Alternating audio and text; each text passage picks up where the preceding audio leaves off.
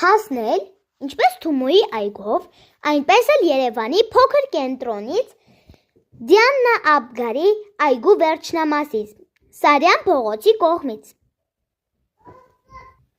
Գետի մի մեծ հատված, մոտ 15 կիլոմետր, հոսում է մայրաքաղաք Երևանի տարածքով։ Քաղաքի տարբեր կետերից տեսանելի են կիրճի գեղեցիկ տեսարանները։ Այստեղ գտնվող թունելի միջով 10 րոպեում կարելի է հասնել Հրազդանի կիրճի գեղատեսիլ վայրերից մեկում, Երևանի մանկական երկաթուղու տարածքում։ Հրազդանի կիրճի երկայնքի միջին հատվածում նոր Արաբկիր զբոսայգին է, որտեղ հանգստյան գոտում քիչ գործում է